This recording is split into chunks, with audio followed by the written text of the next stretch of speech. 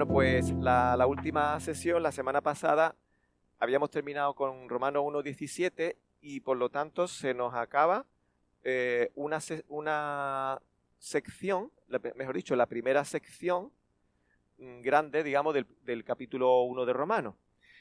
Romanos, digamos que visto así, tiene 32 versículos. Visto así, desde el 1 al 17 tendríamos la parte que es la vida con el Evangelio, y del 18 al 32 la vida sin el Evangelio, ¿vale?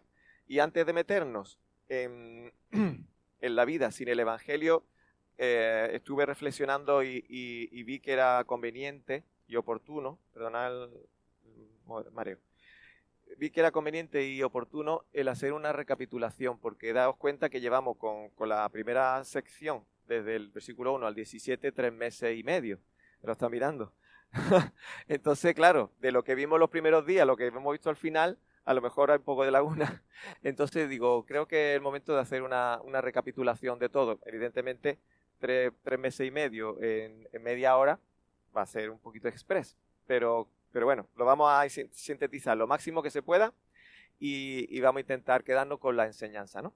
Dentro de la primera sección, ¿vale? Que he dicho que era del versículo 1 al 17, tenemos 3 subsecciones, secciones, ¿vale? O 3 secciones pequeñas, que sería del 1 al 7, del 8 al 14 y del 15 al 17, ¿vale? Yo lo he dividido así, porque me parece esa división bastante coherente, ¿no? Entonces, pues en la primera sección, de esa primera subsección, versículo 1 al 7, pues estábamos examinando y estábamos explorando acerca de quién escribe. Hemos dicho que era Pablo. De Pablo no vamos a hablar mucho porque es muy conocido y hay cosas más importantes que resaltar para que nos vayamos quedando con lo conciso.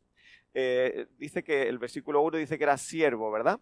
Y estuvimos hablando del término siervo, que es alguien pues que está por debajo, que se subyuga a un señor, pero dentro del concepto bíblico no es una tiranía como puede ser cualquiera en el mundo. Eso vamos rápido y concluíamos que Pablo es esclavo por amor, ¿vale? Por amor a su señor.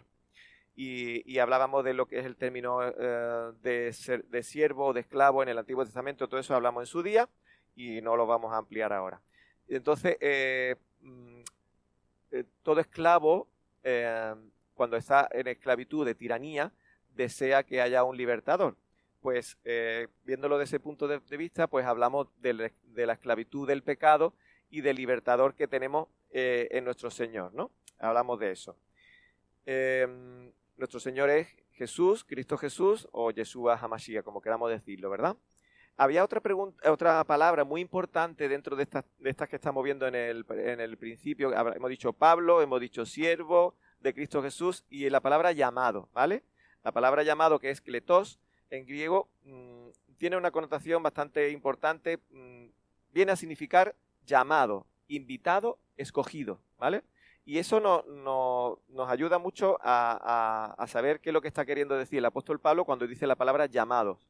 La palabra llamado se dice 11 veces dentro de la epístola a los romanos, se menciona 11 veces, y había un desarrollo sobre esto que vimos en su día, que ahora no lo vamos a tratar. Pero hay una connotación importante, y es que tenemos a alguien que llama, que nos llama, ¿vale? Y es el pastor que llama a sus ovejas, ¿vale? Estuvimos desarrollando por ahí también. El pastor es Jesús, es Yeshua, que a su vez es también Dios mismo, ¿vale? Porque Dios mismo también habla de que irá a buscar a sus ovejas perdidas, ¿verdad? Y mencionamos el versículo de Primera de Tesalonicenses 5:24 que dice: fiel es el que os llama, el cual también lo hará. Y lo hemos sacado en diferentes ocasiones este versículo, que es un versículo bastante clave dentro de la Escritura, ¿no? Llamado. Luego viene la palabra apóstol, que en griego es apóstolos, que significa enviado, que también puede significar embajador, mensajero, misionero. La siguiente palabra era apartado. Esta palabra también nos paramos un poquito. La palabra apartado en griego es aforizo, que no nos suena tanto, pero en hebreo sí nos suena más que la palabra kadosh, ¿verdad? Apartado, que es la palabra que traducimos también al castellano por santo, ¿verdad? Y tenemos un Dios que es un Dios santo, y este Dios santo quiere decir que no se mezcla con impureza, y por lo tanto a sus llamados los quiere también santos apartados, apartados del sistema, apartados de impureza, apartados de lo que Él aborrece, ¿vale? Por eso tenemos precisamente una instrucción y una directriz, que es su palabra, que es su Torá, que nos dice cómo tenemos que andar, ¿vale? Y entonces por eso la palabra apartado es también una palabra realmente muy importante dentro de lo que estamos viendo. Y también hablábamos en su día de que Dios había apartado un pueblo, que era su pueblo Israel. Éxodo capítulo 19, versículos 5 y 6, que tiene que habla de esto, ¿no? Y sigue diciendo este versículo 1, apartado para el evangelio de Dios. Habíamos dicho de que la palabra evangelio o evangelio de Dios es una palabra clave dentro de lo que es la epístola a los romanos al completo, ¿vale? Y de hecho en esta sección que hemos estado viendo, la primera mitad del capítulo 1, la hemos tratado bastante y ahora vamos a hacer alusiones a esto, ¿no? Entonces, el apóstol Pablo es apartado para el evangelio. Sabemos que el apóstol Pablo fue una persona que había sido fariseo y como él mismo se denomina o se explica, era fariseo de fariseos, ¿vale? Y de una escuela alta, porque era la de la escuela de Gamaliel, que a su vez era de la escuela de Gilel, y entonces tenía unos conocimientos bíblicos muy altos y muy grandes, ¿vale? Y este es el apóstol Pablo, pues este hombre que también había sido perseguidor de los que eran seguidores de Yeshua o de Jesucristo, es apartado precisamente para lo que él estaba persiguiendo, para el evangelio. Luego hablaremos un poquito de lo que es la palabra evangelio y todo eso. Y menciona aquí la palabra para el evangelio y el versículo 2 es un versículo muy importante dentro de lo que es la epístola a los romanos y concretamente también de este capítulo, que dice apartado para el evangelio que Dios ya había prometido por medio de sus profetas en las santas escrituras, ¿vale? Luego este evangelio no es algo nuevo, no es algo inventado que se saca a partir de la venida de Jesús, sino que como aquí dice, ya este evangelio de Dios que Dios mismo había prometido por medio de sus profetas en las santas escrituras. Y entonces estuvimos desarrollando, perdón, ¿a qué se está refiriendo esto? La Santa Escritura, como dice la palabra, es lo que había estado escrito desde el principio que se escribe las palabras de Dios hasta ese momento. Y hasta ese momento era lo que nosotros conocemos como el Antiguo Testamento. Entonces, eso era lo que estaba, donde estaba basado este evangelio que luego se desarrolla, ¿no? Y el evangelio se desarrolla después de la venida de Jesús, pero tiene un origen o tiene un fundamento, y es la palabra de Dios, ¿no? Tenemos varias citas que hablan de esto, pero lo vamos a ver después, cuando desarrollamos mucho más la palabra evangelio y la recordamos. También habíamos visto, como dice el versículo 3, que habla acerca de su hijo, ¿vale? Que nació de la descendencia de David según la carne, ¿no?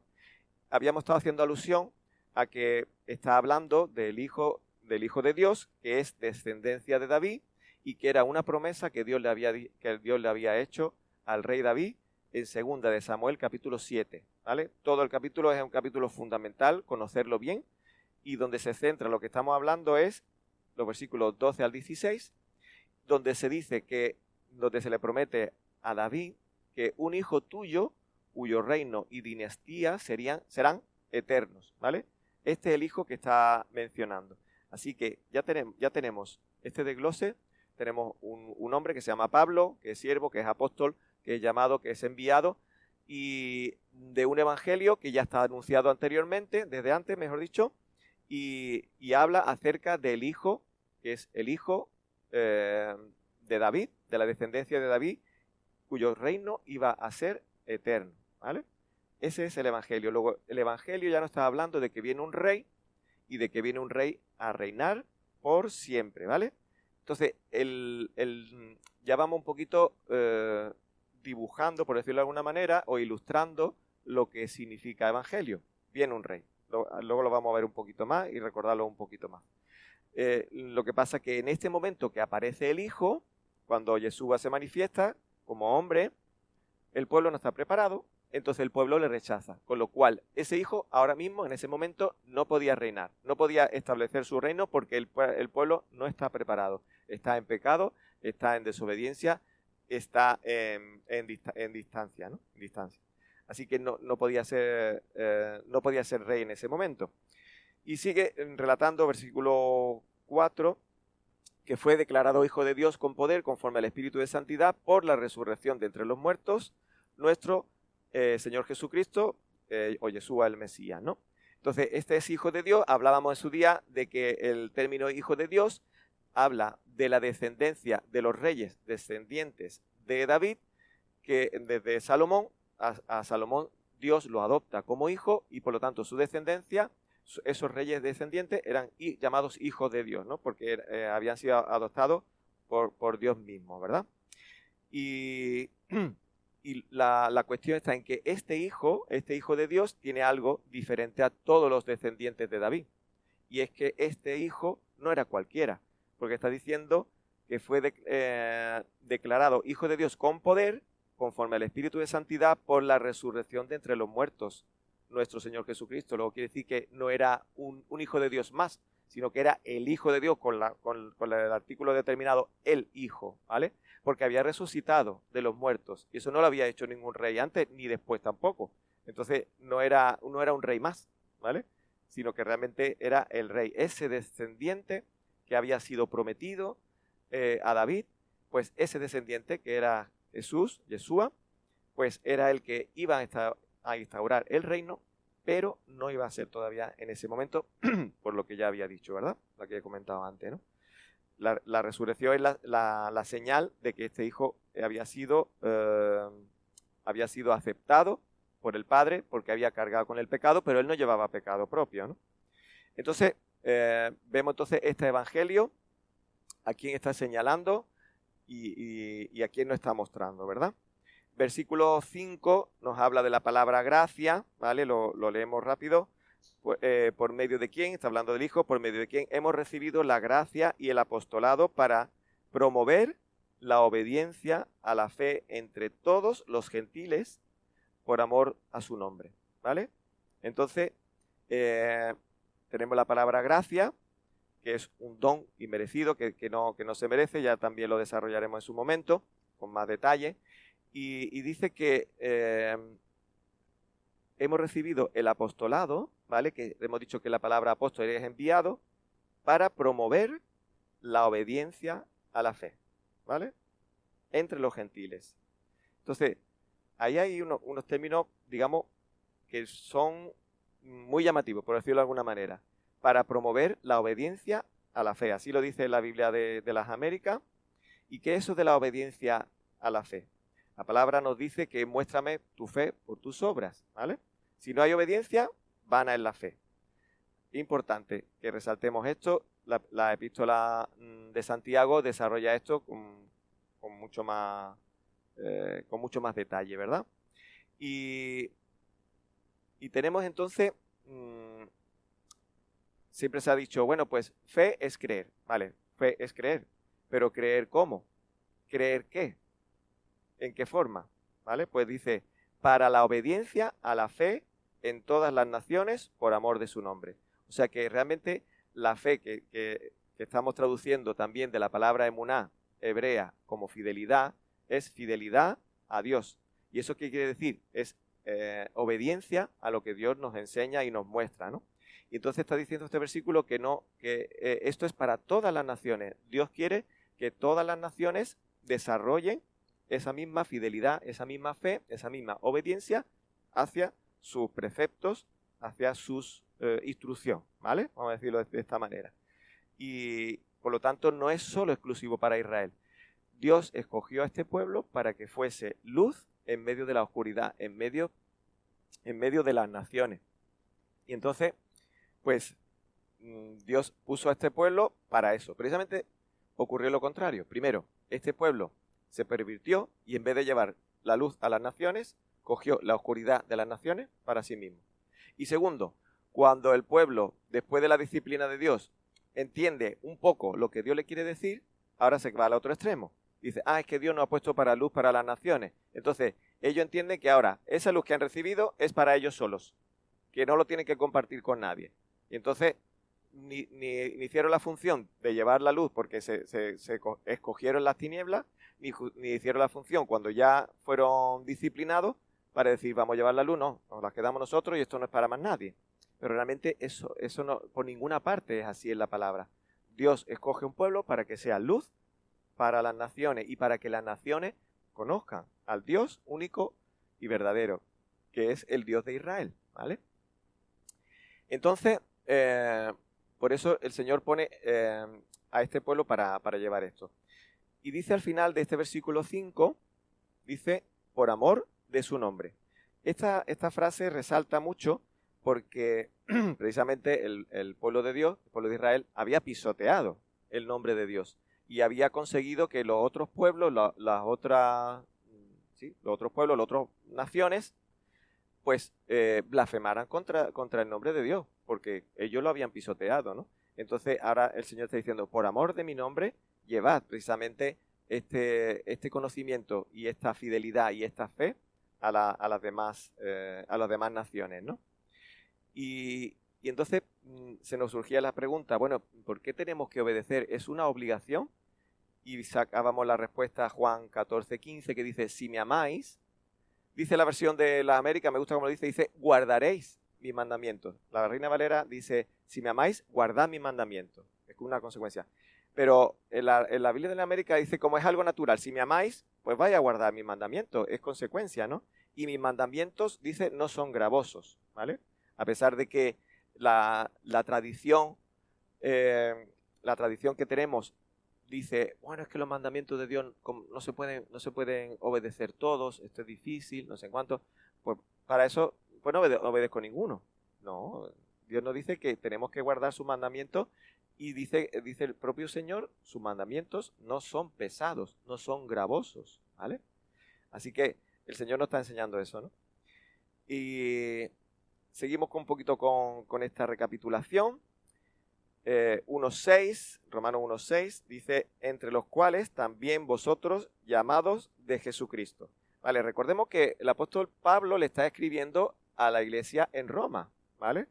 Y en la iglesia en Roma le está diciendo que estáis también vosotros, entre los cuales estáis también vosotros llamados de Jesucristo. Los de la iglesia de Roma son llamados también de Jesucristo. Y ahí hay creyentes de origen judío y hay creyentes de origen gentil, ¿vale? Porque el Señor está llamando a unir a su pueblo. Los que vienen de la descendencia de la casa de Judá y los que vienen de la descendencia de la casa de Israel, que también lo hemos desarrollado y luego lo vamos a mencionar, ¿no? Así que de eso nos está diciendo. Y el Señor está hablando, cuando dice llamados, como ya he dicho antes, mis ovejas oyen mi voz y yo las conozco y me siguen. Vosotros, llamados de Jesucristo, pues sois eso. Y precisamente Yeshua vino a buscar las ovejas perdidas de la casa de Israel. Mateo 15:24 dice, y respondiendo dijo, no soy enviado sino a las ovejas perdidas de la casa de Israel. Y en otro lugar, Jeremías 50:6 dice, ovejas perdidas fueron mi pueblo. Sus pastores las hicieron errar, por los montes las descarriaron, anduvieron de monte en collado y se olvidaron de sus rediles.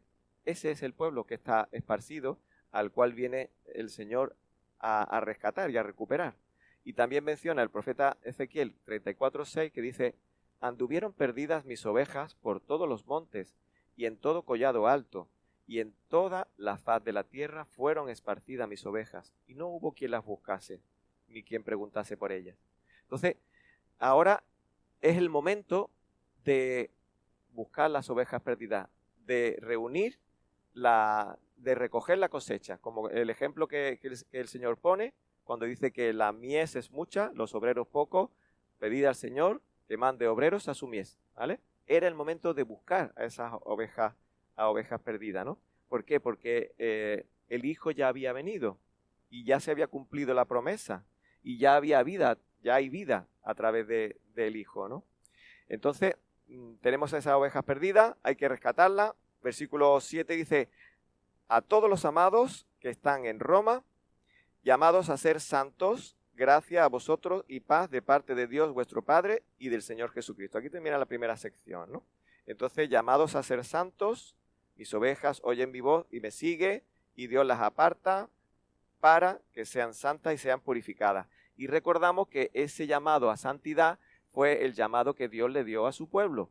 Lo vemos, ya lo he dicho antes, en Éxodo capítulo 19, 5 y 6, ¿vale?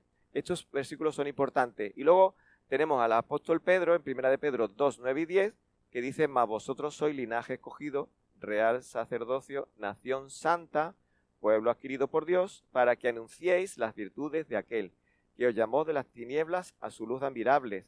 Vosotros que en otro tiempo no erais pueblo, pero que ahora sois pueblo, que en otro tiempo no habíais alcanzado misericordia, pero ahora habéis alcanzado misericordia. ¿Quién era eso? La casa que se había perdido, la casa de Israel. Eso era, ¿no? Entonces vemos cómo la palabra está congeniando y todos los engranajes van cogiendo su sitio y su forma, ¿no? Y todas las piezas del puzzle están entrando, ¿no?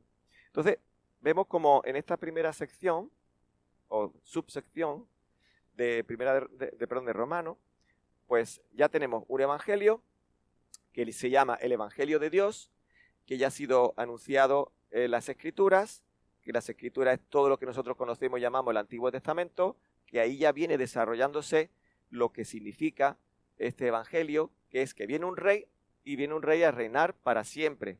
Además es un rey que viene con equidad y viene con justicia, ¿vale? Y termina Pedro hablando de esto, haciendo alusión a ese pueblo que se había extraviado, pero que ha sido vuelto a injertar. Que eso lo va a desarrollar mucho más el apóstol Pablo en los capítulos 9, 10 y 11 de Romanos, ¿vale? Entonces, la palabra es la que santifica, ¿vale? También hablábamos de eso. Y viene la palabra gracia y paz a vosotros, de Dios nuestro Padre y del Señor Jesucristo. Vemos que Padre e Hijo son lo que llamamos en hebreo un ejad, es decir, una unidad, ¿vale? Y tenemos esa gracia y esa paz que el Señor da a través del Padre y de su Hijo. Ahí termina la primera sección, y empezamos la siguiente del 8 al 14. En esa, sí. En la segunda subsección, del 8 al 14, ¿vale? Pues aquí tenemos algo como más de andar por casa, por decirlo así. En esta sección, pues Pablo está hablando con los romanos, le explica y les dice pues ese deseo que tiene de estar con ellos, para conocerlos mejor, para repartir algunos dones. Repartir dones no significa que yo traigo aquí una billetera y estoy repartiendo billetes de dones. No se trata de eso, ¿no? Sino simplemente lo que quiere decir que el apóstol Pablo está, digamos, como que, en cierto modo, confirma, pero no porque sea alguien porque está por encima de otras personas, sino porque es una persona con experiencia, es una persona que conoce mucho al Señor, ¿no? Entonces, pues, puede, digamos, ayudar a esta iglesia que está recién comenzando, ¿no? Pues a decir, pues mira, esto funciona, aquí esto no funciona, ¿no? Un poco de esta manera, ¿no? Y vemos pues que el apóstol Pablo tiene muchas ganas de llegar a Roma, pero no ha sido posible, que lo ha rogado al Padre en varias ocasiones, pero se le ha impedido.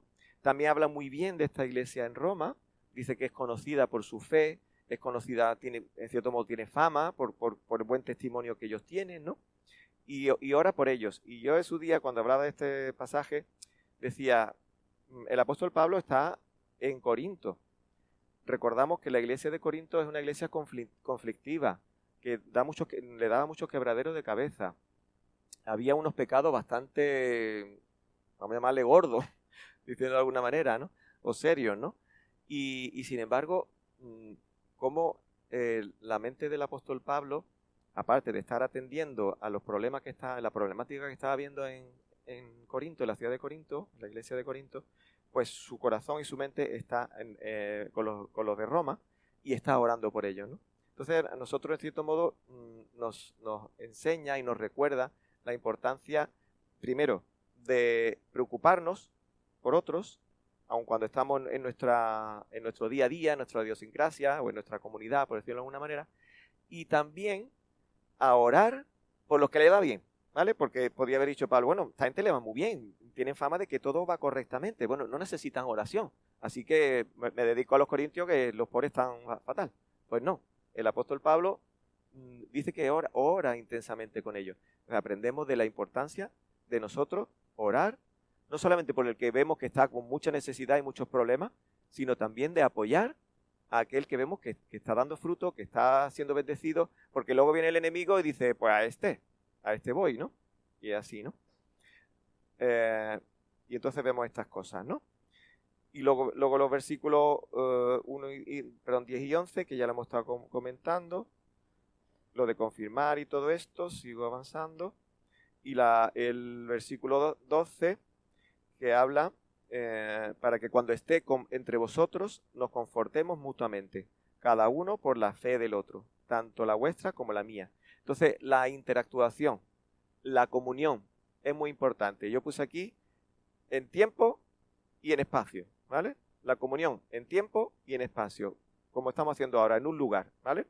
Cuando no hay posibilidad, porque hay hermanos que están muy lejos, pues están conectados y está muy bien.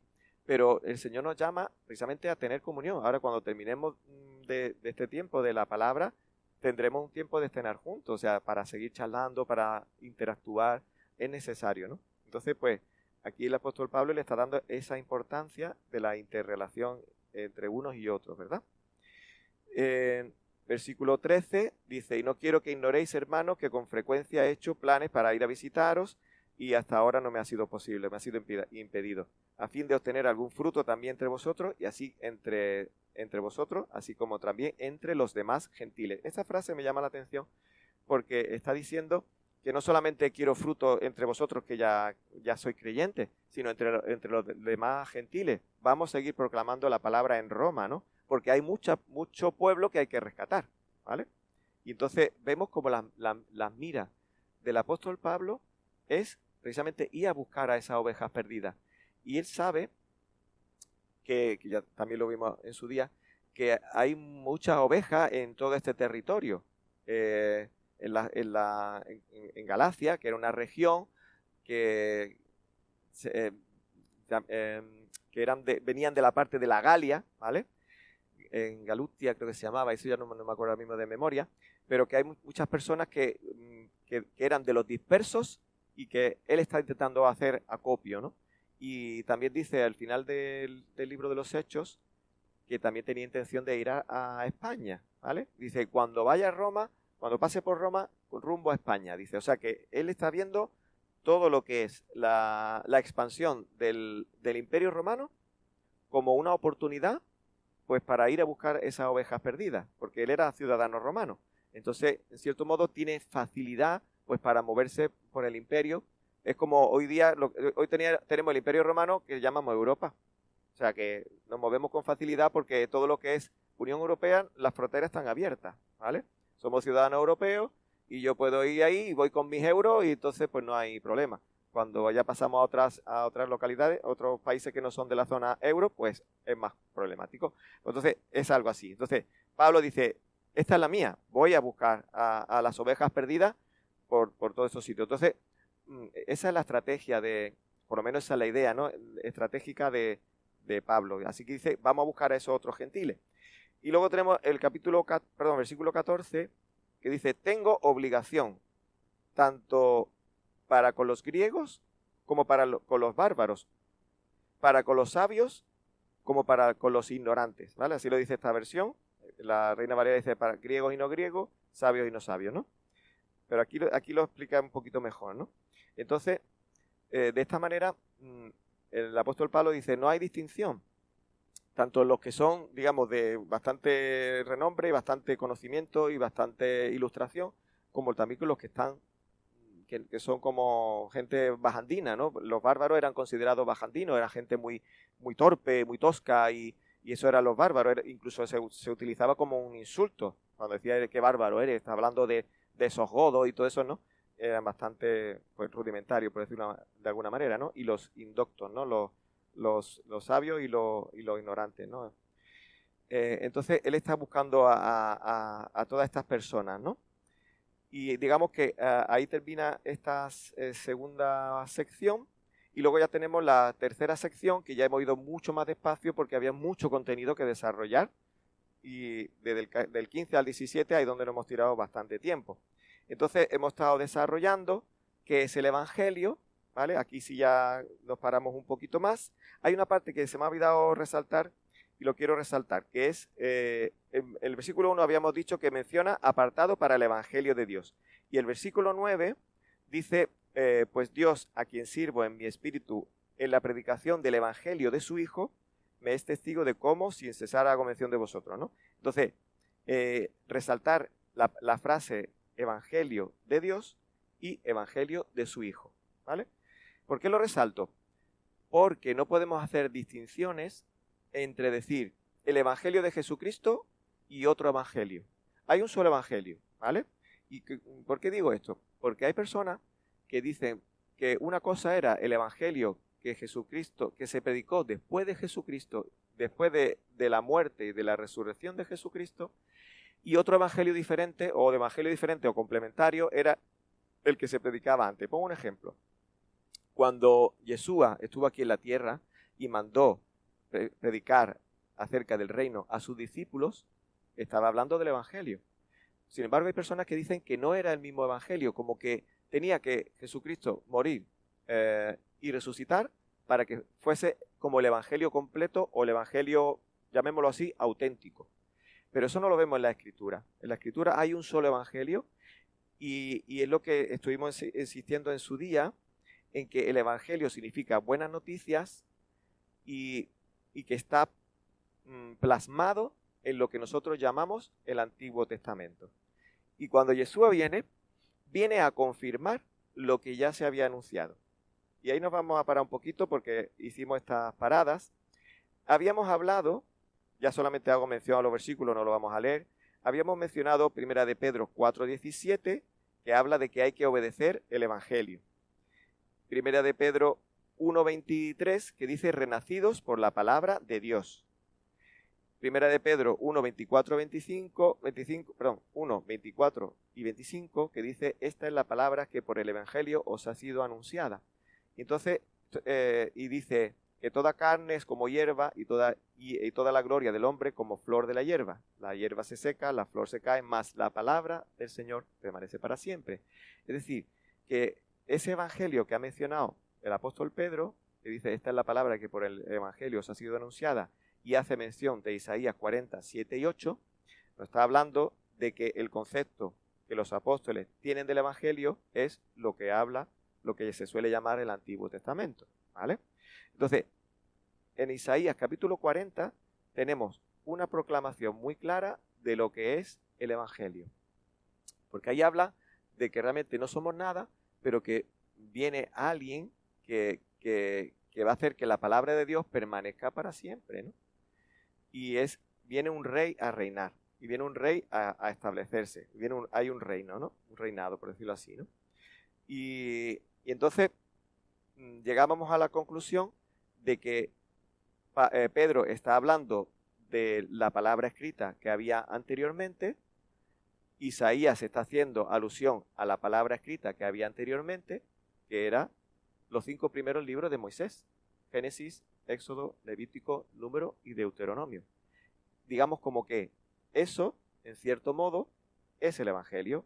¿Por qué digo en cierto modo? Porque hay mucho más se desarrolla después, ¿vale? Pero ahí tenemos el Evangelio. ¿Por qué? Porque la buena noticia, el Evangelio, por cierto, resalto, Evangelio significa buena noticia, buena nueva. La buena noticia es que la ley de Dios, es decir, los 5 primeros libros de la Biblia, habla de que es una instrucción que Dios da para que el hombre viva en ellas. Y luego, 1 de Juan 3:4 dice que el pecado es infracción de esa instrucción. Entonces, Dios nos da un evangelio, nos da unas instrucciones para que andemos por ellas, para que podamos vivir por ellas. Pero cuando el hombre las pervierte y las transgrede, viene la muerte. ¿Cuál es el evangelio? Que el Señor ha dado esta instrucción, pero tristemente el hombre no es capaz de cumplirlo. ¿Cuál es el evangelio? Que ha mandado a alguien que hace que esa transgresión que el hombre ha tenido la puede volver a tener relación con Dios a través de la muerte de su Hijo. Entonces, esa transgresión que el hombre ha hecho porque no es capaz de seguir esa directriz que Dios le da, y por eso mismo le condena al hombre, y por lo tanto es digno de muerte. Al ser digno de muerte, ya no hay restauración, a no ser que venga alguien y que traiga la vida. ¿Quién es? Dios mismo. Dios mismo toma forma de hombre, se encarna y viene precisamente pues para cargar con esa condena que el hombre tenía. Y entonces el hombre, por medio de la fe en Dios, en su Hijo, en ese sacrificio, tiene la vida. Pero tiene la vida para poder seguir las instrucciones que Dios le da. Pues todo ese paquete es el Evangelio, ¿vale? Eso todo junto. No podemos decir ni este trozo es el Evangelio solo, ni este trozo solo es el Evangelio, sino que tiene que ser el conjunto, ¿no? Y nos íbamos a Hebreos 3, 16 al 4, 6. Estos son pasajes importantes que tenemos que por lo menos recordar, ¿vale? Porque ahí está hablando de la desobediencia del pueblo cuando salió de Egipto, que precisamente Dios le da esa instrucción, esa ley, para que vivieran por ellas, pero el pueblo le desobedece y entonces peca. Y entonces Dios dice que está transgrediendo su ley, es decir, que está pecando, ¿no? Y sin embargo, cuando llega al capítulo 4, Hebreos 4:1, está diciendo que esa promesa sigue vigente, que Dios había sacado a su pueblo, el cual había transgredido su ley, pero que Dios sigue llamando a su pueblo y sigue estando esa promesa. Y que aquella, y dice el escritor de Hebreos en el 4:2, que aquella buena nueva que se le dio a ellos, ¿vale?, es la misma que se está dando ahora, ¿vale? No hay contradicción. ¿Por qué el autor de Hebreos pone buena nueva y no pone evangelio, que significa buena nueva? Pues porque en su mente está que, como está hablando del Antiguo Testamento, pues no se puede traducir evangelio porque él entiende que evangelio es a partir de la venida de Yeshua. Entonces por eso no traduce la palabra evangelio y traduce la palabra buena nueva. Pero buena nueva y evangelio es lo mismo, ¿vale?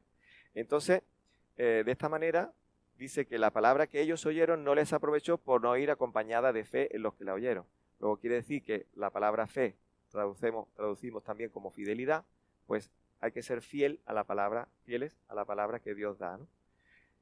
Claro, todo esto lo estamos viendo a vista de pájaro, porque esto ha sido de muchas sesiones, pero sí nos ayuda un poco a ver esta exposición que el apóstol Pablo nos está presentando de lo que es el Evangelio y de lo que realmente debemos entender, pues para cuando hablamos con otras personas y cuando se nos demanda razón de nuestra fe, como dice el apóstol Pedro, ¿no? Entonces, y tenemos una conclusión de este pasaje en el 4:6, muy interesante, que dice: por tanto, puesto que todavía falta que algunos entren en él, en este reposo que está mencionando, y aquellos a quienes antes se le anunció la buena nueva no entraron por causa de su desobediencia, ¿vale? O sea que los que se le anunció la buena nueva no entraron por causa de la desobediencia. Luego quiere decir que aquellas buenas nuevas son las mismas que se nos presentan ahora y que tenemos que obedecer, ¿vale? ¿Y por qué insistimos tanto en esto? Porque no se puede decir, bueno, tú crees y luego ya actúa como tú crees, como tú entiendas. No, como tú entiendas no, como la palabra te enseña. Y si la palabra te dice esto es así, eso es así. No porque esto es para otra época o esto era para otro pueblo, no, porque hay un solo pueblo, que es el pueblo de Dios, que se llama Israel, ¿vale? Entonces, claro, esto genera mucha controversia y por eso lo estamos insistiendo tanto e intentando aclararlo. Ahora estamos a vista de pájaro, pero en su día lo estuvimos desarrollando con bastante minuciosidad, ¿verdad? Así que es importante que recordemos estas cosas y las tengamos bien presentes, ¿no? Y por eso nos manda otra vez y volvemos otra vez al 1.5 de Romanos. Romanos 1.5 dice: por medio de quien hemos recibido la gracia y el apostolado para promover, ¿qué? La obediencia a la fe. Lo que hemos visto en Hebreo. entre todos los gentiles por amor de su nombre. Encaja y casan un pasaje con otro, ¿verdad? Hablamos pues de que hay un solo evangelio, hay una sola escritura y hay muchos pasajes que ahora vamos a hacer simplemente mención, que nos hablan de las buenas nuevas que están en lo que llamamos el Antiguo Testamento. Por ejemplo, Salmo 96.2, Isaías 52.7, Isaías 53.5 y 6. También, por supuesto, en el Nuevo Testamento, lo que se llama el Nuevo Testamento, Hechos 8.35, también. Y hablamos de Isaías capítulo 40, que es importante que lo resaltemos por el hecho de que hemos dicho que evangelio, digamos de una manera muy simplificada, es que la buena noticia, que viene un rey a reinar con justicia, va a tener un pueblo, el cual va a ser santo, y que en ese pueblo vamos a estar nosotros. Pero no porque nosotros seamos santos de por sí, sino porque hemos aceptado ese sacrificio que Dios ha hecho, ¿no? Y por eso, y siguiendo su instrucción, y siguiendo su ley, pues es como nosotros pues participamos. Luego, no hay una cosa sin la otra, ¿vale? Por eso, Isaías 40, cuando hablemos de evangelio, es importante que lo tengamos en nuestra mente. Y también porque también lo relaciona Primera de Pedro, capítulo 1, 24 y 25. Muy bien.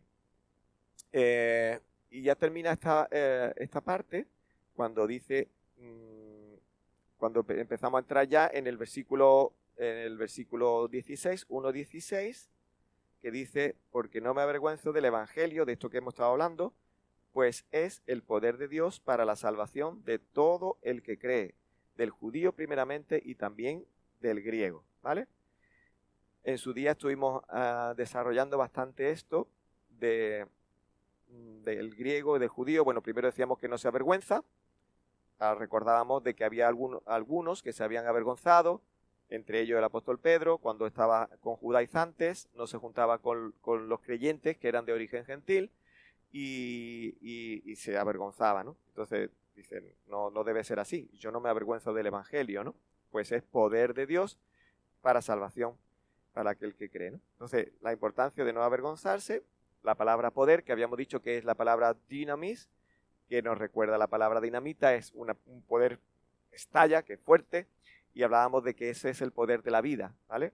La vida que el Señor nos da, la vida que el Señor regala, es una vida que viene cuando la persona se entrega y se desarrolla, y es como si fuera un chispazo, por decirlo de alguna manera, ¿verdad? Entonces, pues tenemos ese poder que convierte el alma, que no es poco. Salmo 19.7. La ley de Yahvé es perfecta, que convierte el alma. El testimonio de Yahvé es fiel, que hace sabio al sencillo. Y vemos esa relación de la palabra de Dios, de la Torá de Dios, o la ley de Dios, que convierte el alma con lo que es el evangelio, que es la palabra de Dios. Y no son cosas diferentes. Por eso decía antes, no hay dos evangelios, no hay tres evangelios, hay un solo evangelio, que es la palabra de Dios. Hacíamos mención a 2 de Timoteo 3, 14 al 17 y 4, 1 al 5, que habla precisamente de esta palabra para salvación. Eso lo saltamos. Entonces hacíamos la pregunta, ¿quiénes son entonces? Porque dice, ¿por qué dice para el judío primeramente y también al griego? Bueno, lo primero que nos hacíamos una pregunta, ¿para quién es el nuevo pacto? Decíamos, ¿no? Y nos íbamos a Jeremías capítulo 31, del versículo 31 al 33, que nos habla de que el nuevo pacto es para la casa de Judá y para la casa de Israel. Y eso lo confirma también en lo que se llama el Nuevo Testamento, Hebreos 8, 7 al 10, ¿vale? Para que no se piense, bueno, pues que es algo que era de antes, pero que ha cambiado. No ha cambiado. El nuevo pacto es para la casa de Israel y para la casa de Judá. Así que, ¿quiénes son entonces los griegos en el Nuevo Testamento? Pues hablábamos de que el Señor vino dice, tengo otras ovejas que no son de este redil. Y cuando el Señor dijo que por un poco de tiempo ya no iba a estar más aquí, pues los propios judíos le preguntaron, ¿se irá a los dispersos entre los griegos? ¿Enseñará a los griegos? ¿Vale? Y entonces hablábamos de que entre los griegos había muchos que eran de los antiguos que se habían dispersado de la casa de Israel en tiempo atrás, ¿no? Y encontramos, bueno, hablábamos también de Ezequiel capítulo 37, que habla de los dos palos, que es el palo de la casa de Judá y el palo de la casa de Efraín, que dice que el Señor los va a juntar y de los dos palos va a hacer un solo palo. Entonces vemos la insistencia en lo que se llama el Antiguo Testamento, la insistencia de que a pesar de que el reino se dividió, eso a Dios no le agrada y no quiere la casa de Israel o la casa de Efraín por ahí esparcida y la casa de Judá concentrada más o menos, pero confundida por sus tradiciones, ¿vale? Aunque ellos ven Torah, pero muy tergiversada por causa y por culpa de la tradición oral, ¿no? Entonces, Dios quería, pues eso, que no hubieran dos pueblos, que fuera uno solo, y por eso enviaría a un libertador para ir a buscar a esas ovejas perdidas, como ya hemos dicho antes. Y había un documento muy importante, que es un documento histórico, dentro de un libro que se considera apócrifo, es decir, que no es un libro inspirado, y nosotros así lo creemos, que es Primera y Segunda de Macabeo, no es un libro inspirado, y lo insisto y lo reitero, pero sí tiene datos históricos que nos ayudan a entender lo que ocurrió en el tiempo que se suele llamar intertestamentario, es decir, desde que termina la escritura de Malaquías hasta que se empieza a escribir los evangelios.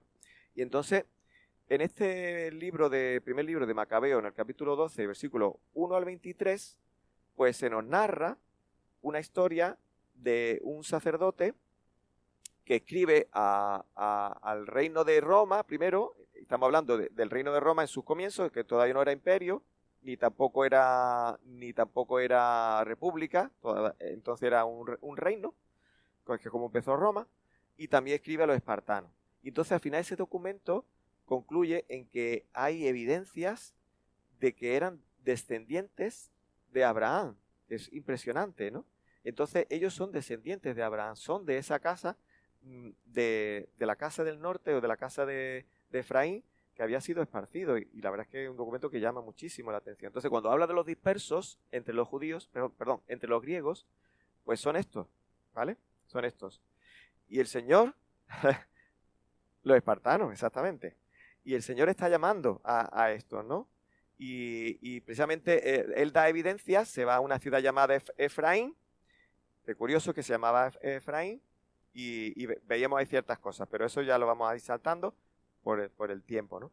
Pero recordamos que Efraín fue precisamente un asno montés, y hacíamos la visual de cuando el Señor entra en esa fiesta de Pesaj o Pentecostés sobre un asno, un pollino, y que el pollino tenía que ser redimido por un cordero cuando un pollino nacía.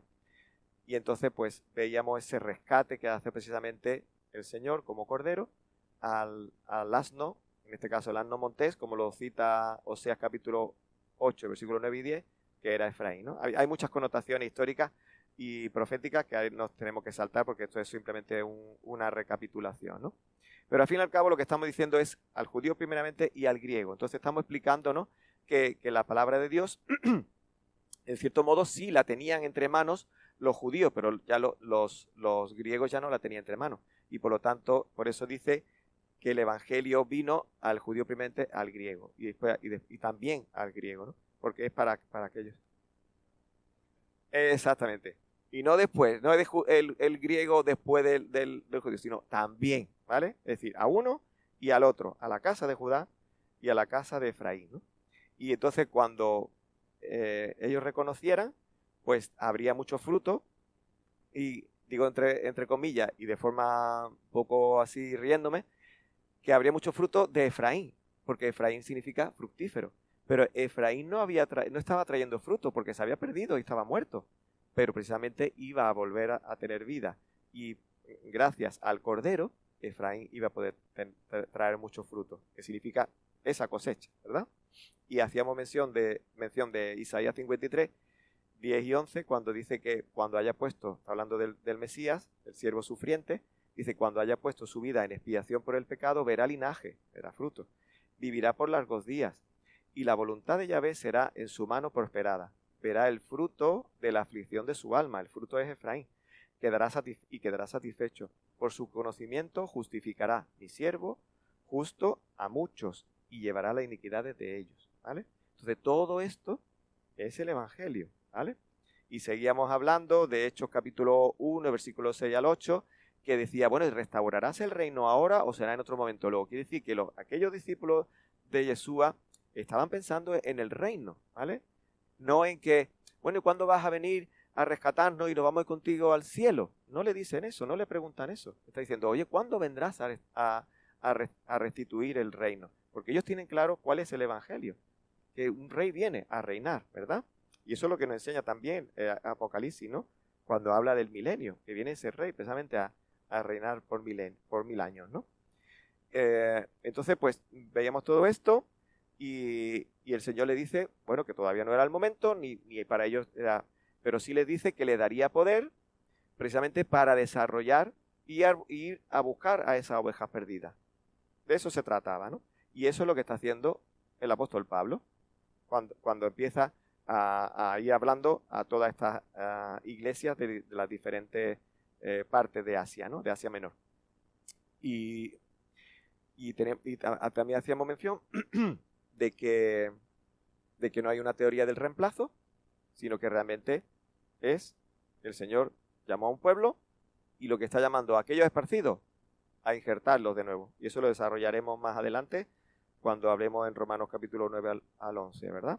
Pero que hay 12 tribus que están esparcidas, las cuales menciona Primera de Pedro 1.1 y también lo menciona Santiago 1.1, ¿vale? Y en Ezequiel capítulo 34 se nos habla precisamente de esas, que yo he citado un versículo, de esas ovejas que están esparcidas. Entonces todo eso son el griego que está esparcido por el mundo conocido de entonces, ¿no? Y cuando Gálatas 3, 28 y 29, donde dice ya no hay judío ni hay griego, linaje de Abraham sois, ¿vale?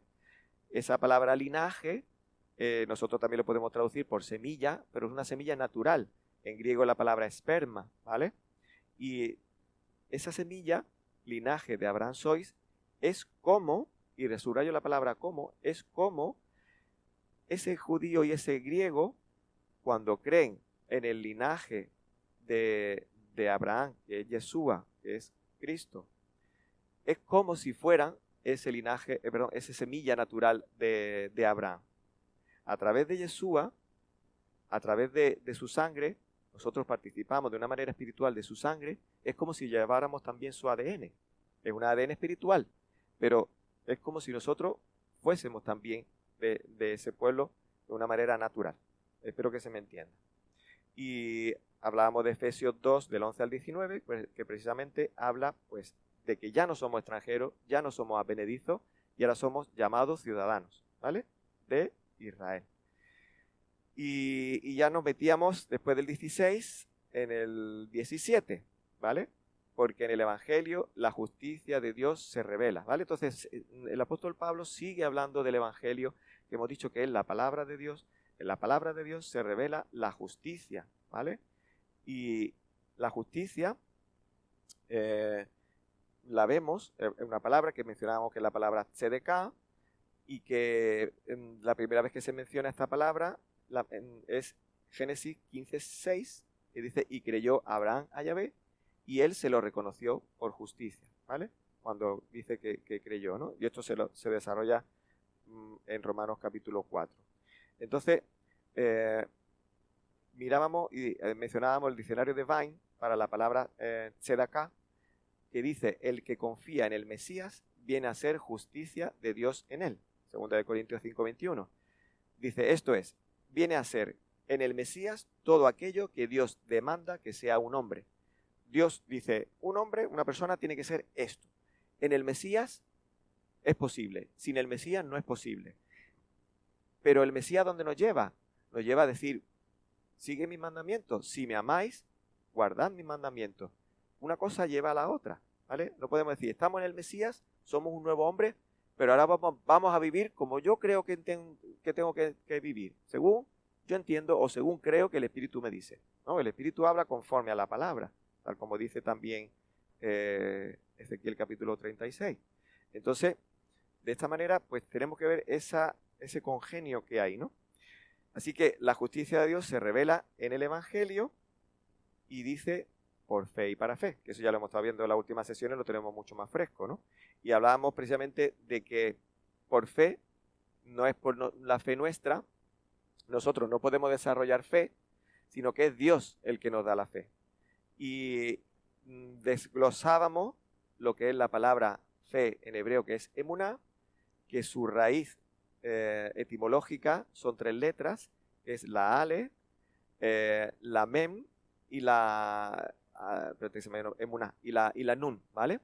Entonces la alef, que habla de la cabeza, que es el líder, la mem, que habla del fluido, que es la palabra o es la sangre, y la nun, que es la semilla. Entonces eso es fe, emuná. Y entonces nos hace ver que de Dios viene, a través de la palabra, a través de la sangre de su Hijo, viene la vida. Y eso es la fe. Y entonces, por eso, el apóstol Pablo cita al profeta Habacuc 2:4, más el justo, él cita y dice, por la fe vivirá. Cuando nos vamos a Habacuc 2:4, él dice, el justo por su fe vivirá. Cuando miramos la Septuaginta, él dice, el justo, y está hablando Dios, el justo de mi fe vivirá. Entonces es la fe que viene de Dios y no la fe que nosotros podemos generar, y también lo confirma Hebreos, que estuvimos viendo Hebreos 11, que habla muchos personajes que todos se movieron por fe, por lo que el Señor les expresó, no por vista, sino por lo que el Señor les expresó, y acabábamos en el Hebreos 12:2, y Hebreos 12:2 dice que la fe viene de Yeshua, ¿vale? Es por el Hijo, ¿no? Autor y consumador de la fe, exactamente.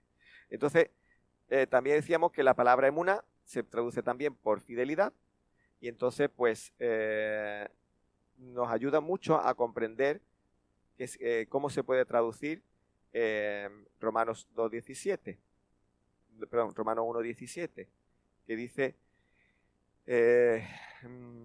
porque en el Evangelio la justicia de Dios se revela por fidelidad, la fidelidad de Dios, y para fidelidad, la fidelidad de nosotros. Como está escrito, mas el justo por la fidelidad de Dios vivirá, ¿vale? Entonces, Él es fiel. Y como Él es fiel, nosotros, por su fidelidad, nosotros podemos vivir. ¿Pero para qué? Para fe, para serle fieles a Dios. ¿Cómo le somos fieles? Guardando su palabra, guardando su instrucción, guardando su Torah. Así que ahí tenemos el todo, ¿no? Entonces, había un versículo que citábamos de Isaías 51:7 que dice, escuchadme vosotros que conocéis la justicia, pueblo en cuyo corazón está mi ley, que ya lo estuvimos memorizando en el discipulado. Entonces, el pueblo que conoce la justicia es en cuyo corazón está su ley. Luego, si la ley está en nuestro corazón, estamos conociendo la justicia de Dios. Luego quiere decir que en la ley, en la Torá, en la palabra escrita, está la justicia de Dios. Y por eso el apóstol Pablo está diciendo, porque en el Evangelio la justicia de Dios se revela. Ese Evangelio, esa palabra que hemos estado relatando, ¿no? Y por lo tanto, nosotros como somos hijos de Dios, pues la consecuencia es hacer las cosas que son de Dios. Por eso la simiente que nosotros tenemos de Dios no puede pecar. Eso lo dice primera de Juan capítulo 3. Entonces, todo el que no practica la justicia no es de Dios. Tampoco aquel que no ama a su hermano, dice 3:10, ¿vale? Así que, y Romanos 10:17 dice, así que la fe es por el oír, y el oír por la palabra de Dios. Luego, es importante, ¿no? Que no solamente es oír. Hay una palabra en hebreo que es shema, que significa oír, pero que también se traduce por obedecer. Presta atención y obedece, ¿no? Entonces, primera de Juan 2:29, en la Biblia textual dice, si sabéis que Él es justo, sabréis también que todo el que obra la justicia ha nacido de Él. O sea que es consecuencia, ¿no? Y ya para terminar este repaso, esta recapitulación, pues volver a desglosar lo que significa la palabra emuná, viendo esas 3 letras, Aleph, Mem y Nun, que decíamos la fuerza del líder, Aleph, por medio del agua o por medio de la sangre de Yeshua, de su Hijo, trae vida, trae semilla. Así que hemos visto así a vista de pájaro esta primera sección de Romanos, Y visto muy rápido, pues tenemos un apóstol que se está preocupando de que ese evangelio que ya ha sido anunciado desde el principio se desarrolle y vaya a buscar a aquellas ovejas que en un tiempo atrás habían recibido esa palabra, que era el evangelio, pero que por reverdía lo habían rechazado y por lo tanto están esparcidas por todo el mundo, pero Dios dice que hay que ir a buscarlas. Manda a su hijo precisamente para buscar esas ovejas. Y en ese llamamiento del hijo, el apóstol Pablo se considera llamado para ir a buscar esas ovejas. Pero no solamente él, sino él está diciendo a los de Roma, y vosotros también llamados de Jesucristo. Así que, como si él dijera, vamos a ir a buscar esas ovejas. Y ahora va a desarrollar esta epístola a los romanos pensando en esto, en que hay que hablarle y explicarle a esas ovejas que acaban de llegar a Roma, en este caso, pues hay que explicarle a esas ovejas en qué consiste el evangelio. Porque hay un detalle que se me ha escapado de recordar, y es que le dice que va a explicarle a los de Roma el evangelio. El versículo 1:15 dice, así que por mi parte ansioso estoy de anunciar el evangelio también a vosotros que estáis en Roma. Luego quiere decir que el evangelio no es solamente llevar las buenas nuevas de salvación, no, es explicar todo lo que es el desarrollo de la palabra. Porque si no, a los que son de Roma, que ya son creyentes, no va a ir otra vez a evangelizarles, a llevar las buenas nuevas de salvación, si ya son salvos. Luego, las buenas nuevas no es solo salvación, es hablar del reino y de todo lo que conlleva el reino. Y eso es lo que nos va a explicar Romanos. Pero en la segunda sección de Romanos 1, ahora nos va a explicar, y bueno, ¿y qué pasa con los que qué pasa con los que recibieron y rechazaron? ¿Y qué pasa con los que ni recibieron ni rechazaron? ¿Vale? O mejor dicho, ni recibieron, pero sí rechazan, ¿vale? Y entonces, en esta segunda sección de Romanos, pues es lo que se va a ver. Y eso lo veremos, si Dios quiere, en 2 sesiones nada más. Así que en 2 sesiones nos hemos terminado ya el libro, el primer capítulo de Romanos.